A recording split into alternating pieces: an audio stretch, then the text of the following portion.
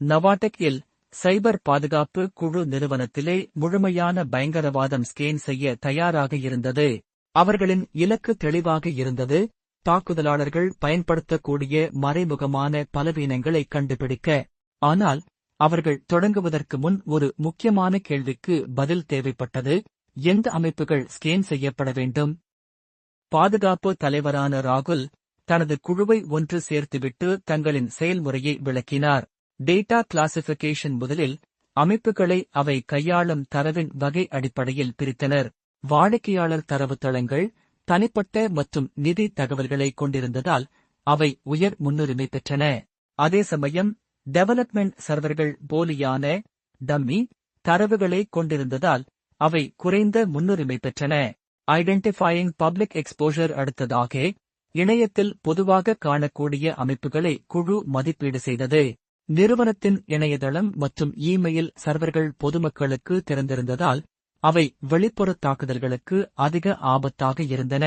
இவை வெளிப்புற ஸ்கேனர்கள் மற்றும் உள்ளக நெட்வொர்க் ஸ்கேன்கள் மூலம் தீவிரமாக ஸ்கேன் செய்யப்பட வேண்டும். சர்வீஸ் அனாலிசிஸ் ராகுல் ஒவ்வொரு அமைப்பிலும் இயங்கும் சேவைகளை புரிந்துகொள்வது அவசியம் என்று நினைவூட்டினார்.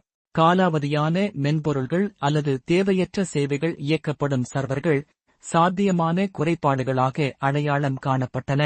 என்வாயரன்மெண்ட் கிளாசிபிகேஷன் அமைப்புகளை உற்பத்தி, புரொடக்ஷன், சோதனை, டெஸ்ட் மற்றும் வளர்ச்சி, டெவலப்மெண்ட் என மேலும் பிரித்தனர். உற்பத்தி சர்வர்கள் கவனமாக ஸ்கேன் செய்யப்பட வேண்டும், ஏனெனில் நிறுவனத்தின் நடவடிக்கைகள் பாதிக்கப்படக்கூடாது. ஆனால் சோதனை மற்றும் வளர்ச்சி சூழல்கள் வணிக நடவடிக்கைகளை பாதிக்காமல் தீவிரமாக ஸ்கேன் செய்ய முடியும். ஆசெட் டிஸ்கவரி அனைத்து அமைப்புகளும் ஸ்கேன் செய்யப்படுவதை உறுதிப்படுத்த சைபர் பாதுகாப்பு குழு சொத்து கண்டறிதல் ஆசெட் டிஸ்கவரி கருவியை பயன்படுத்தினர். இதன் மூலம் மறக்கப்பட்ட சர்வர்கள், அங்கீகாரமில்லாத சாதனங்கள் மற்றும் தனிப்பட்ட அனுமதியின்றி இணைக்கப்பட்ட IoT சாதனங்கள் ஆகியவற்றை கண்டுபிடித்தனர்.